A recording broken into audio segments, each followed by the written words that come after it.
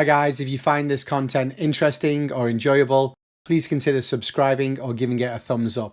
Let's get into it. This is episode 2 of my Attack of the Clones, which is a Bruce Banner clipping in a 16-ounce solo cup.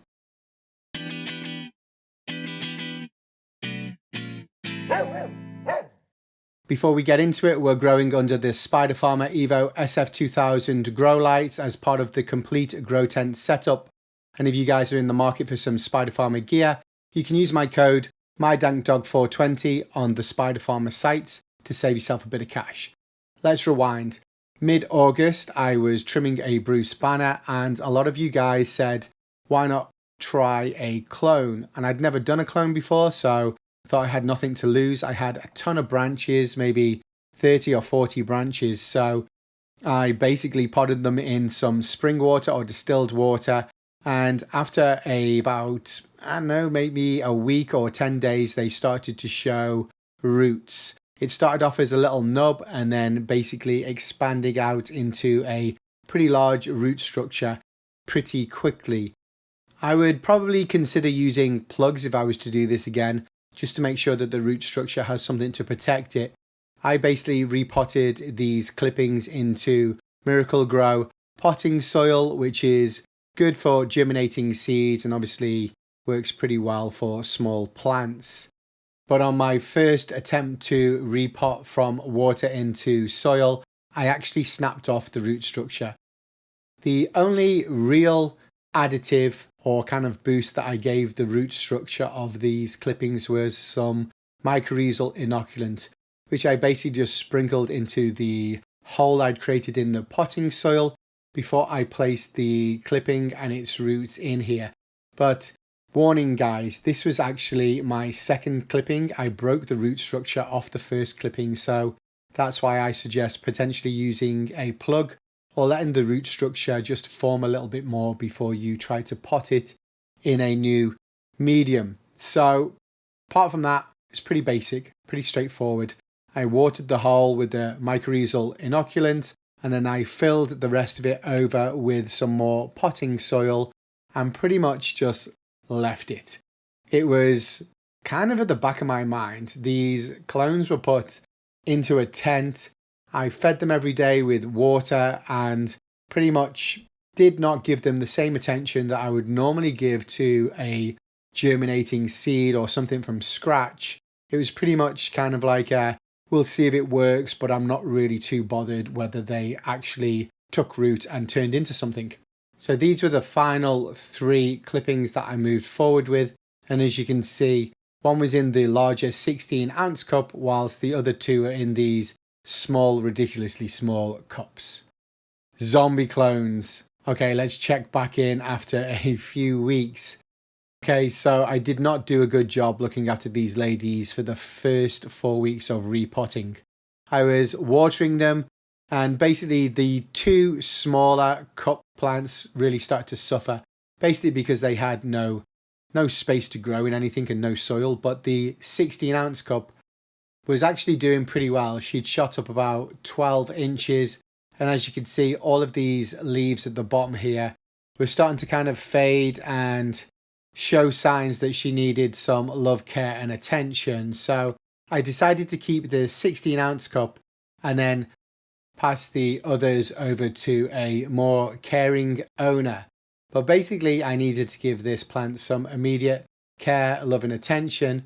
But I started by repotting these 2 ladies that are clearly in need of some immediate attention. So basically I decided to pot both of these into 1 cup. 2 chicks, 1 cup. Give them a extra top of a Fox Farm Ocean Forest soil, as well as some Gaia Green All-Purpose 444, and then try to help their roots along by adding some mycorrhizal inoculant. They are basically suffering. As you can see, there's a huge deficiency there. So this was my kind of goodbye present to them whilst waiting for their new owner to come and pick them up. As you can see, the bottom layer there is Fox Farm Ocean Forest soil.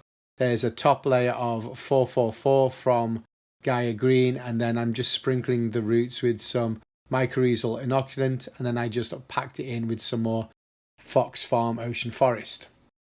I pretty much repeated the same kind of deal with the lady in the 16-ounce cup. I put a top layer of Gaia Green All-Purpose 444 and then just filled the cup up with some extra Miracle Grow. Then I defoliated all of the dying and deficient leaves at the bottom just to make sure that she had a bit of a defoliation and cleanup. This is where the fun starts to begin. Mutant flower power. Basically, after about 7 weeks, 3 weeks of flower, this is what the plant looks like. It's amazing, the transformation. Just with that extra bit of love, care and attention, you can have a beautiful looking flower and a beautiful looking plant like this. She looks amazing. I'm really blown away that this is the same plant and that she's still growing in the same 16-ounce cup. There is a slight difference between the way a clone grows and the way that a germinated bean grows. As you can see, we've still got some of those bottom clipping leaves that were growing here, but we're going to defoliate these.